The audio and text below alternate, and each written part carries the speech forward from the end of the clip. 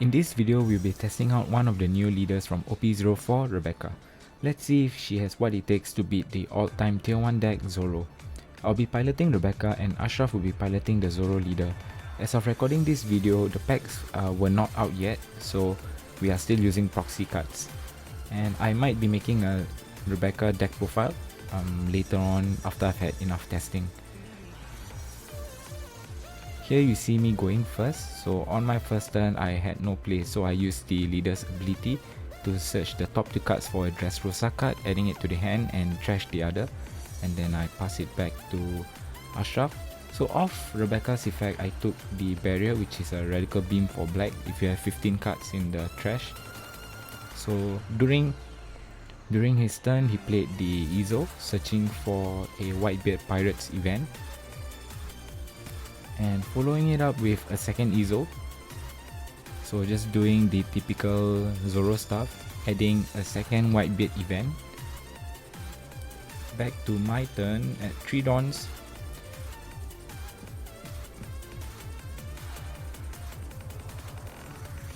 So with 3 dawns, I played down the Kuros. Kuros effect is on play I get to KO one of the opponent's cost 1 or less, and then mill 1 card from the deck. And each time this card is KO'd, I can rest my leader or my stage to prevent it from being KO'd. And during his turn, he played down Dadan, adding Makino into his hand.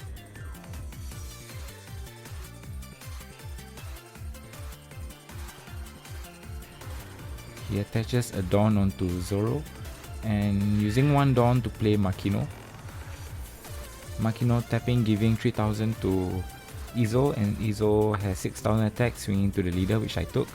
As for the second attack by Zoro, I decided to guard it using 2k. Back to my turn, I started by playing the Corrida Colosseum. Effect is your Dressrosa characters gets rush, but it can only attack characters instead of the leaders. So 5000 swinging to the leader, which he took, and triggered into a Whitebeard Pirates event, adding another Izo into his hand. Using 3 dawns, I played down my Kuros, so I get to KO the Izo because it's a 1 cost, and I believe I forgot to mill a card, and also attacking using my Kuros because it gains rush. And using my last dawn, I activated Rebecca's leader's effect, so adding 1 Dressrosa card into hand and discarding the other one. Now back to his turn.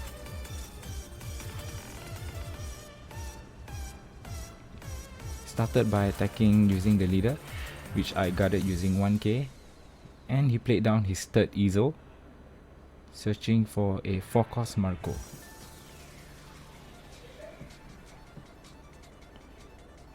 And he played down King Dew for 5 Dawn, and now it's back to my turn.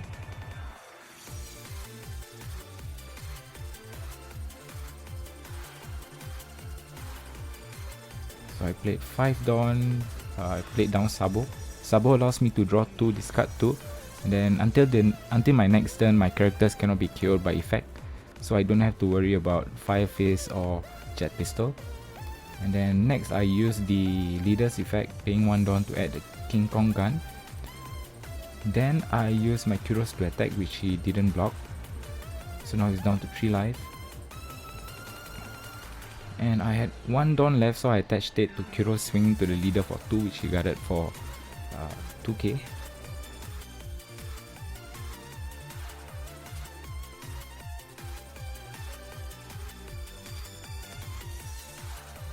He started by attaching a Dawn, swinging using King Dew for 8 to the leader, which I took.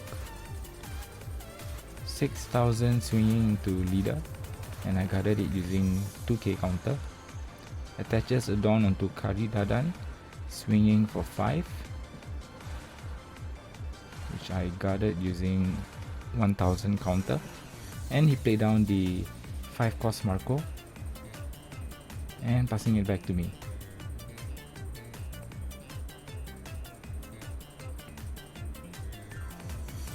So I started by playing another Kuros, so I KO'd the Izo and gains rush, so I attack into his Kali Dadan.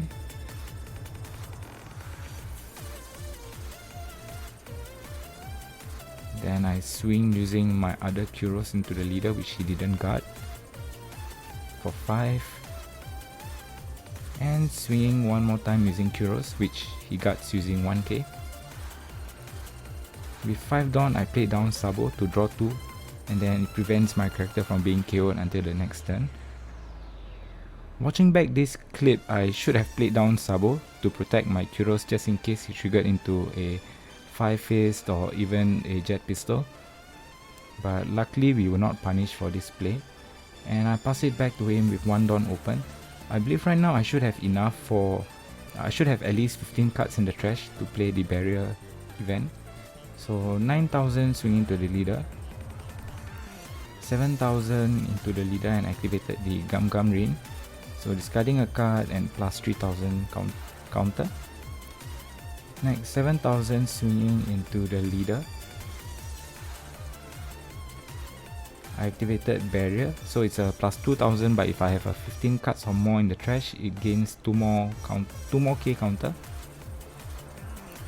Then he played down the 4-cost Marco, and I believe this was his 4th Izo, adding the Jozu into his hand. And with his last Dawn, he has 2 more Dawns.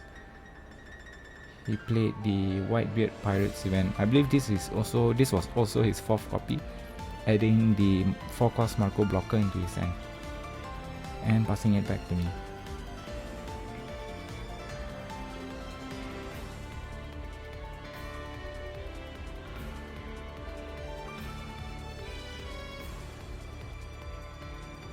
I started the turn by activating Rebecca's effect, adding Guts, which is a 2k counter, attaching 1 Dawn, swinging for 6, attaching another Dawn, swinging for 6. So right now we are trying to deplete his resources, so that's why I attached a Dawn to force him to use this 2k counter. So one of my attack went through. Next I attached a Dawn, 7k swinging to the leader, which he got using Marco, and then activating Marco's effect by trashing the Whitebeard event. It revives itself. Seems that I passed the turn, back to him with 5 Dawns open.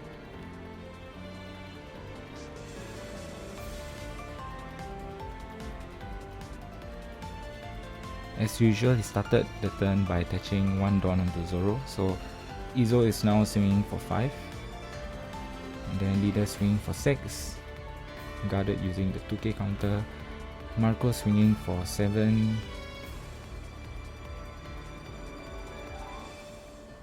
and I use my barrier, so plus 4,000. Next 9,000 swinging to the leader, which I took, which triggered into King Kong Gun, which allows me to draw 3, discard 2.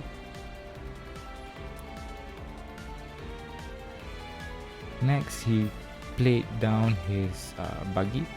There was no need to trash the Izo because he only had 4 characters, which you see him picking it back up. So Buggy's effect, adding the Radical Beam to his hand.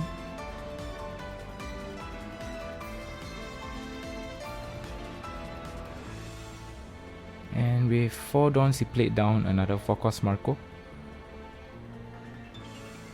and passing the turn back to me with 1 Dawn open. So right now is crunch time, because if I don't manage to win this turn, I might have trouble defending on his next turn. So I started the turn by playing Rebecca's effect again, and yeah, we managed to get into one of the key cards, which is Luffy. Firstly, I swing using Kuros 5k to bait him to discard a card or guard himself, and then with 7 Dawns I played down the Luffy. Luffy can attack active characters, and because I have the Gorilla Stadium, it gets rushed. So 7k swinging into Marco and activating Luffy's effect to reactivate.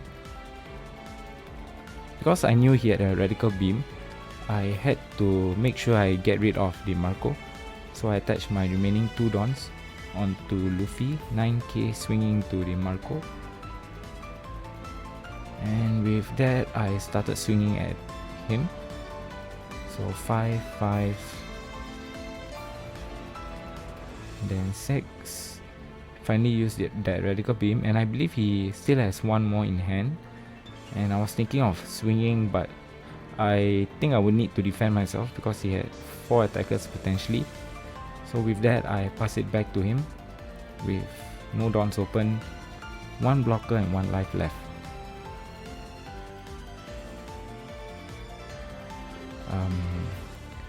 Okay, no, he used the Whitebeard event. I think I saw too many of that this game. He added the Jozu, which is a good card because that's a 2k counter. Right now he's just planning his board, trying to hit the magic numbers.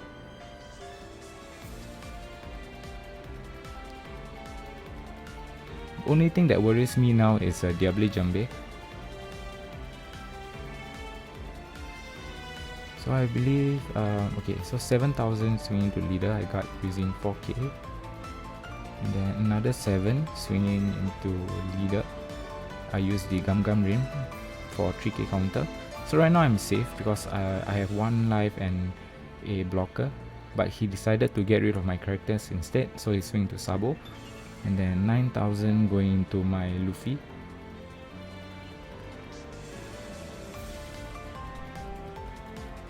And he passes the turn. So with that 1 down open, we all know that that is a radical beam. So just in case, I'm attaching all the dawns to prevent any event triggers like Jet Pistol or even 5 Fist. So 7,000 into leader, which he took the damage.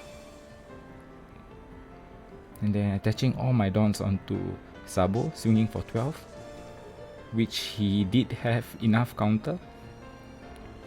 For 13k, but unfortunately he doesn't have any more cards in hand, so I swung him for 7 for game. And with that, I managed to sneak a win over the tier 1 leader Zoro. So I just want to share quick thoughts about the Rebecca deck. You can let me know what you think of that. You can let me know what you think in the comments. So firstly is this deck is really dependent on Kuros and the Gorilla stage. Next will be the leader effect is really strong, so it's recommended for you to use as much as possible every turn if possible. And next will be chaining Sabo is really strong, so it helps you to refresh and then also helps to stack up your trash. And lastly, I believe the control approach for Rebecca is the wrong way to play the deck. I will discuss more of this in detail in a later video. For the deck list, as of now, I intend to keep this deck under wraps. Perhaps I'll share it in the next video. And with that, yeah, I will be posting more updates on this deck. I really enjoy playing this deck, but of course it's difficult because you can't attack the leader. As for the Zoro deck list, I'll check with Ashraf if he is comfortable with sharing it. And if he does share it, I will post it on Twitter. If you've enjoyed the video, do drop a like on this video and consider subscribing to the channel. And also follow me on Twitter where I post more One Piece TCG content. Thanks again for watching the video. I'll see you in the next one.